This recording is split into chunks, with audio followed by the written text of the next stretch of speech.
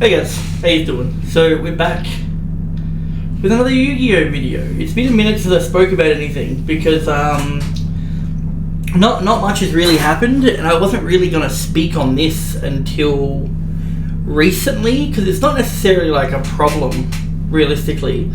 It's more of just a general curiosity on what Konami does, right? And so what we're talking about today is the time within format changes, paired with a couple other things. So I just tried to find what I could about it. Like it's like I don't know really where to go with some of this stuff, but I was just looking for certain things. So initially this says June 9th, 2025, which was we're June 25th. It's June 25th, right? And so they changed the rules, which was with the time within format. This bit here in red here, starting at the NAWCQ, current game mechanics and current card text will be used for time wizard events, which means your older events of, which it says here, the first format will April 2014. I think that's Hat. 2010, which is Edison, and 2005, which is Go. So all of those formats would be using current erratas, current rule sets. So it was meant to make it easier for judges, was the thing that I read, right? It also kind of brings it into like the current format, right? Where it's like bringing stuff in, and people don't really like it. So if you look at the comments, we got like just plain idiocy. Time within format is for lame losers. Yeah, okay. And so people didn't really like it. Everybody releases formats now, Konami, they'll build private communities. And then this is June 12th, so within 3 days, they come out and said, new time within events will use the game mechanics and card text of the era in question at the NAWCQ. This is an update earlier, blah, blah. We will offer the TCG version of the Yu-Gi-Oh! Master's time travel format, which uses current mechanics cards, text, but older card pools. Both time wizard and time travel will be offered at the OTS level. So, time wizard. So once again, I'm kind of new to this. I don't really do the time wizard stuff. The only reason why I want to talk about this is because Konami's backpedaled on what they were talking about, what they were wanting to change, right? Which they've done before, which we'll talk about in a second, and it throws me off as to why in a game where they don't really seem to care what the community thinks very often. So I'm thinking someone has been hired recently and some changes have happened, right? So the only thing that so apparently time wizard is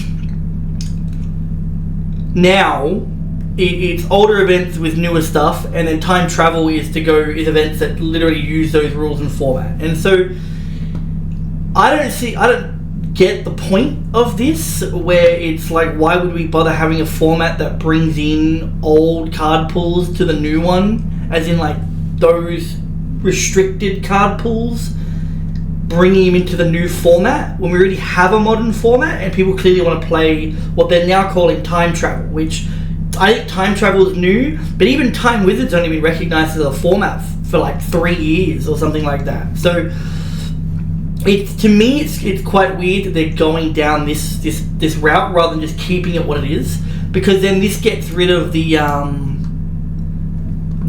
judge problem, right? As in like, the reason why they wanted to do it was to help out judges with rulings and stuff. Is this here? And I don't think I'm wrong. Because otherwise these wouldn't be two different things, right? So time travel, from what I've been told, is that format, that rule set, and it will be offered at the OTS levels, which it's like, so then what? No one's going to play this anymore? Why would anyone care? The people that played this time wizard wanted to play the old format, and now they'll probably just move to this, right? So whether or not this is going to be like actually looked after, I don't know, but this is probably going to die anyway. And then there's this, because why would you play modern rules with an old card pool if you have the option to do something else, right? Because originally what I was thinking about with this video, or what I want to talk about, was that why do you care? Like, you like the old card pool because the game's still slower regardless, even with the new rule set. Because if you're playing 2010, you're not playing Links. You're still playing like in that kind of a format, right? Like, it's not like they've got the Link ruling in there where you have to like point to the arrows or anything like that. It just means that certain cards will just interact certain ways. Turn player priority goes away in all of those events as well. And I was thinking that if you truly didn't like what they did, which was to change the game mechanics in the current card text, you would just do what Time Wizard players did before, which was just play it privately. Just play it privately. Maybe your locals does it, because it's only been recognized for a few years. So yeah, it was kind of weird to me that this was going, because then we're talking like the context of the video is that Konami backpedaled on what they were saying, but there's this bit here that they will use the game mechanics of the era in question at the NAWCQ 2025. So does that mean that they're going to? Well, I'm going to assume yes. This is like what they're doing is that they're going to have Time Wizard, which is going to be these new rule sets, as in old card pools, new text and rulings, and time travel is going to be old card pools with old rulings and erratas, which means I guess people who bought the cards from back then, so they had the appropriate erratas, won't have to go buy a new one, which doesn't really matter because they get reprinted so often it's not funny. But it's like, why does this matter? I guess once again I don't really care when it comes out. It's not an event I'd play. I think I played Time with it last year at the Sydney YCS, and I took Gladiator Beast, had no idea how to play it. Went X2 straight away and just dropped because I was like, I have no idea how this deck even works. So yeah, so this was weird to me regardless, because why did anyone care? Was the main hubbub that it was too soon? Because normally when a ban list comes, we're hoping for it to be pretty soon, or when a new set comes out, we're hoping for it to happen straight away. We don't really want this time gap. But for some reason, these Time Wizard dudes just didn't want to hear, because it looks like they're still getting whatever they're playing now anyway. Both Time Wizard time travel format, which uses we will offer the TCG version of the Yu-Gi-Oh's Master Duels time travel format, which uses current mechanics and card text. I didn't read that. In the future, we will offer TCG version of Yu-Gi-Oh! Master Duels time travel format, which uses current mechanics, card text, but older card pools. But so, what's the difference between these two?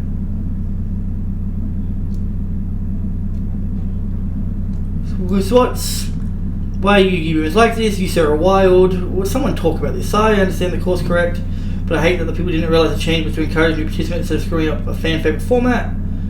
I don't understand how that encourages new players, but I mean, I guess so, because it gets them into the current thing. But it doesn't, because it doesn't get them into the speed. It doesn't get them into the speed at all of the current format, right? Like if you're playing old cards, you're not getting into the speed of what current Yu-Gi-Oh! Is by playing 2010 or 2014 cards. I don't even know what hat format is. It's like the hand and trap trick or something like that. To attract new players, and new players are invested in this. Yeah. Every format. So I don't know the difference between time travel and Time Wizard. What did Tim say? Hang on. I do have a text here real quick about this, because I thought it was something else, because they're two different formats but they sound the same on paper.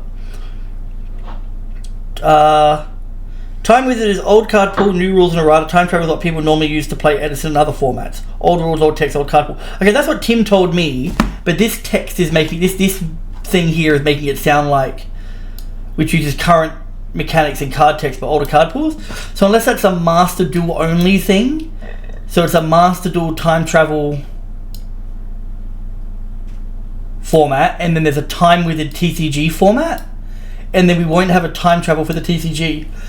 It's just this paired with Master Duel and Time Wizard for the TCG. But the time travel on Master Duel is current mechanics cards but older card pools. So Time Wizard and Time Travel are the same on TCG and Master Duel levels, but a time travel on the TCG level is what Time Wizard was. It now is just too complicated. Now this is ridiculous, right? So I could be wrong. Write down in the comments what you think any of this means, but I think people are sooks. We go to the basis of the video. I think people are sooks because you didn't have a recognized format, and now you do have a recognized format, and it's not exactly what you want anymore because they're trying to make things a bit more streamlined. New players, regardless, it still helps out judges a lot, right? Because I know for a fact that judges have no idea what old formats are, but they're still there to do the job, right? if you want to play old cards, you can play old cards, right? And if you wanted to do it in the old format, you can still do it in the old format. There will be locals that will do those events. You can play those events normally at home or with friends, which is what you used to do. And now you just have to go to a new, which just means, like, I think for me, it's like, it's this weird thing with old formats and people that love those old formats where they love those old decks. They really, really love those old decks and they want to play those decks, right? Which is fair. I understand it, kind of, because I swap decks a fair bit, so it doesn't really matter to me. When stuff changes, because the ban list happens, like, I can't play anymore, whatever, right? And move on. But a concept like this of removing erratas and old card texts means that you can practically play an old format from scratch. Like, you get to rebuild and re-experiment, because the decks that came out when people revisited Edison and GOAT aren't even the same decks they were anywhere near back during that time. Like, formats come and go so fast that you don't have it solved. You think you have it solved, but you don't, because then you wait a year and you're like, hey, this card was really good, or this card was really good, or I really put some time in. And Edison went through that heaps when people properly started putting time into it. So it's like, why do you care so much? Like, because, like, sure, you can go for the giant card. You get to re-explore a format again. You get to re-explore the card pool and be like, well, how does this change and what do we get to do next? To me, it's just this lazy white man thing or Western world thing where it's like, you just want things solved for you. This is like following the OCG for their deck list and then being like, I'm just going to play that because I can't be screwed deck building, or looking up somebody else's list, the Edison, who actually put in the hard yards, which, by the way, you can still do. Just wait 6 months. There'll be every fucking solved deck in the format again. You can play it you can play it in a rule set that you regularly play on a Friday, Wednesday, whatever locals night. But with an older card pool. So it's a slower game regardless, just because the cards suck. It doesn't seem like it's going to be that big of a deal, but people want to make it a big deal.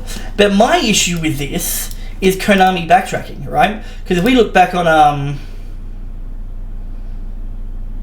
not this is just like people complaining. It was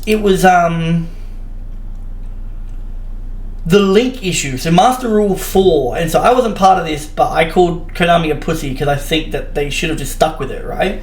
And people want to argue, well, we had it for a few years and before they caved. They still caved. That's the issue, right? Like, I don't think it made the game any better. I arguably probably think it made the game worse, because now you're just too free form with what's on the board. Play Magic, put cards wherever you feel like. What's the point of having zones and having link arrows?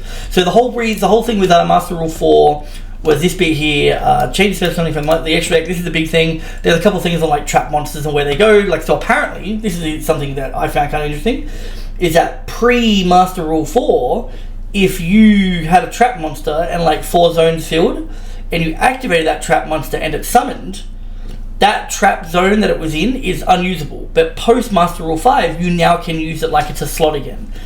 That's crazy to me. I didn't realize that's how that ever worked. But so when seeing summoning fusions, blah blah blah, blah from the extra deck, pendulum monsters. If you assert something from monster from anywhere else besides the extra deck, yeah. These are where the fuck was it? They will be special summoned to your extra monster zone. There are ways to special summon monsters aside from your extra monster zone. Main monster zones pointed by link markers of your link monsters can be used special monsters from the extra deck. So this meant that you were locked into wherever the arrows were pointing to go anywhere from the extra deck, which means it completely hindered giant wombo combo decks, because you needed to really think about your placement. And in some cases with some of these arrows, you're not doing what you want to do. You have to like really finagle your way around. So this was this specific thing here was written in March 25th of 2017. And then 2021, they update it. Can be first summoned from the extra deck to any of your main monster zones. They do not have to be summoned to the extra monster zone or a spot that the link monster is pointing to. And then you can still go to the EMZ if you want to, right? that's a pretty. I understand that it was 4 years. It was 4 years of having to deal with it that way, right? But in that 4 years, like 2021, it wasn't 2019 TOS format. People love that format. That's a fan favorite format. That is. That's a triple F. That's a fan favorite format, right? And it's weird, and because people complain that they couldn't play their crappy, bullshitty big wombo combo crap deck, right? Where you build a million negates, stuff like that, and then we have suffered from that since, to some degree of even look at like Telements, where it's like they could special summon to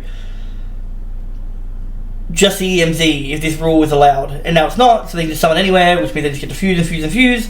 Synchro is the same, like Sword Soul would suffer, but it's saying that like this means that you have to finagle some links in. It would make some decks almost unplayable, such as like Branded, because that deck can't play links, because then you're locked out of your main cards that Branded needs to play, such as Fusion and Opening, the two main cards that you fucking want to play 3 of. So it would crap on those decks a bit, but it would have ushered in, which it probably did. I don't know what these formats were like in between. Probably should have asked Rossi before I did this. But once again, TOS was in there, and TOS was what? Thunder Dragons, Orcus, Sky Striker, something else. I think there's another S in there. The other Link deck, the Fire Link deck, Salamangreat. So that was that format, which really only used a link monster at a time. Like, you only ever really went through one link monster at a time, which is probably a pretty smart way to play, or like a better way to play, so it isn't just cards on the board, run through 14 of your extra deck and then turn a plus turn. But once again, people complained. It took some time, and I think it's because probably it brought the power level down a bit, people getting used to it again. It was really, once again, these people like these Edison lovers who just want to play that one deck, and they're like, I can't play my shitty combo deck anymore because of these master rules. Let's change it. You get enough complaints. Because I don't really think that this here, because you can look at it like how they would make a ban list, right? Where they will put cards on the ban list to balance the format out a bit, right? To decrease power levels of deck to keep the format moving. This doesn't fall into that category because it wouldn't have hindered decks to such a degree that it makes one deck more powerful than another. Kinda. Because actually, I don't even think Branded was around at that time. So realistically, any of the decks that did good in this format were all built around this rule in mind. So why they changed it back, it has to just be complaints. But once again, it's the backpedaling that gets me, right? Because we as a community complain a lot. We as a community complain a butt ton about this game and everything that it does. And yet, they backtracked on this for some reason, and they backtracked on this for some reason. When we have the Vomiting Horse for the ban list, how many times do you have to see that before a ban list comes out? They can't stick to a schedule on that. We can't ever get like a proper good TCG. I know Mitsurugi's a thing, but most TCG exclusives kind of suck, and when they are good, they're so good it kind of breaks the format. Right? That's an issue. Why can't we have some balanced TCG stuff so more of it's playable? Before it ends up going to the OCG, they make their crappy cards that make the crap ones a bit better, then ship it back to us. Why can't we start with something good? Bar, of course, once again, Mitsurugi, but that's an issue deck, not so much a good TCG archetype. This does too much. And then, like, pool rates, we got pool rates that people aren't happy about ever. Once again, I don't care too much because they could all come in common, but I do know people complain about it, mainly about like OTS pool rates. Getting OTS here in Australia is really hard. People complain about it all the time, and we're always struggling, we're always behind. And for me, I think the big one that I personally think they could do more often, because I understand that a lot of it's about money, but there's a big thing with me and just like more interesting rarities. And so we had like Starlights and Ultis and Ghost Rares, then we had the QCR, and now we're back to the Starlights. And the issue that I have with getting back to the Starlights is that we've already done it, right? So Ultis and Ghost Rares are pretty much dead. I think they brought back Ghost Rare for that Burning Souls booster box, the Salamangreat Battle and Boxer deck builder set. I think they put Ghost Rare in that. I could be wrong, but I'm sure there's Ghost Rare like Salamangreat Raging Phoenix in it. But realistically, they did Ultis and they got rid of them. They did the Ghost Rare and they got rid of them. They did Starlights and they seem to have just been around for a while. They did QCRs. They have to get rid of them because they're not 25 years old anymore. The celebration has to end at some point. But my issue is that you can do some cool stuff and still earn money. So I'm a big fan of the idea of full arts. I like full arts because other cards do them, right? Like other card games do them. Like I bring up Rainbow Rare for Pokemon. This did really well. People love this stuff, right? Also, there are so many full art Pokemon cards, it's not funny, which means it's doable. It's hyper doable to the point of people custom make full art cards, and it's doable. You're a professional company. The other thing as well is that, so something else that I was kind of thinking that they could do, because money is an issue. It's always going to be like the main focus of why Konami does what they do. But you already make money off the sets. If a full art replaced a Starlight, it's just as good of a chase card because of its rarity, because of its scarcity. If it's one full art per case or whatever, people are chasing that full art and it's going to cost probably the same amount as the Starlight. It's a possibility. It's something that you can do without losing any money. One thing that I always thought was pretty cool, or could be cool if you ever want to do it, would be UVS does it, this thing here. So they got like a special rarity where there's only a certain amount of them. So this is this is Chrome Rare. This is the first one they've done, and then there's a serial number down the bottom, right? And I don't know how many there are. I think Jake said 8. I think he said there's 8 of them. Maybe there's more than 8 because I think he has 3 of them. So it might not be 8, but there's a limited amount. Maybe there's 100 because there's 3 digits. So maybe there's 100 of them, and he's got 3 of them, I think, right? So that's cool. A kind of limited supply on our chase card, like one really good one that everyone's looking after. People would buy that. People would buy the boxes to have a chance at that, right? Magic kind of did it with the One Ring too, where it was a single ring, $2.3 million, something like that, or billion. I don't know.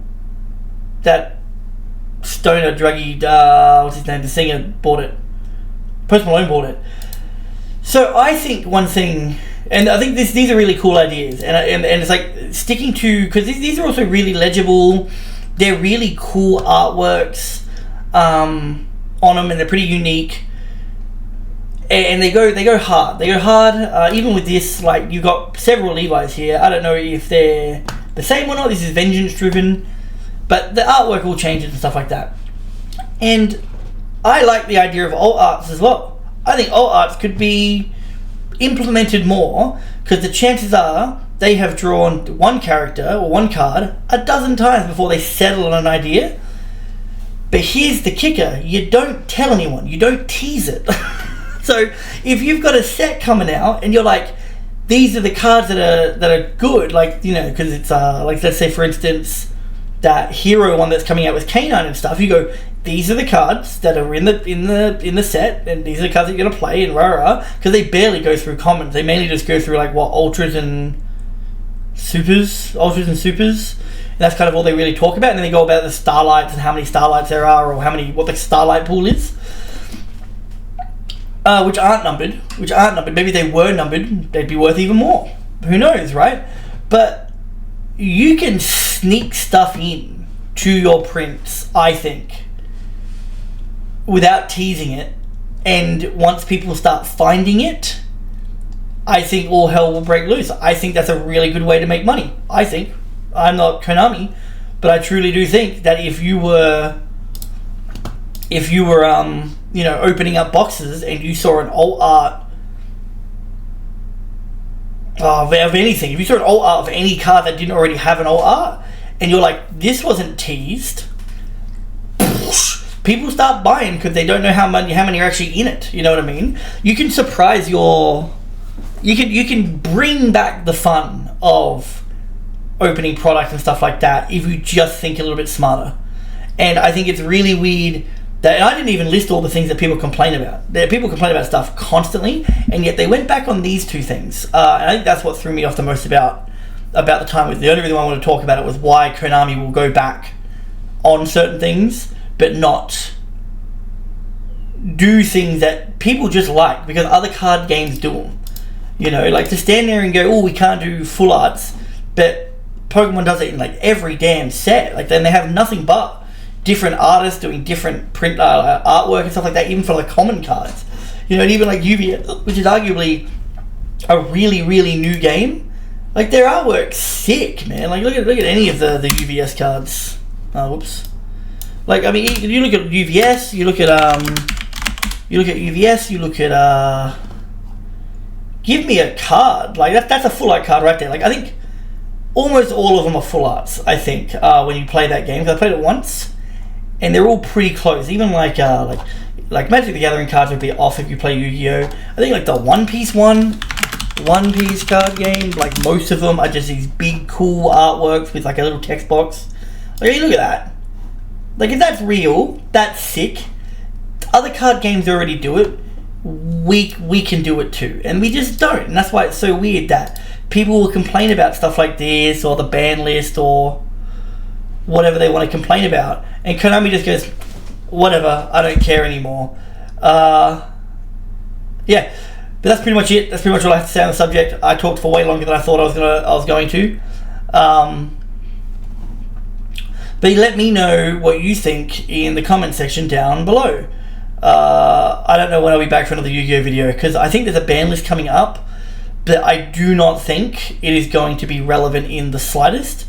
Our ban list won't be relevant until that K9 Yummy set comes out. Until then, we're dealing with the same stuff that we're dealing with. But that's what I think about this whole thing. Konami needs to grow a pair and just start doing stuff. Like it's not going to cost them that much money. I think it can't, because people are going to buy the products. How much is Konami really losing on this stuff? Probably nothing. But yeah, I'll see you guys later. Take it easy.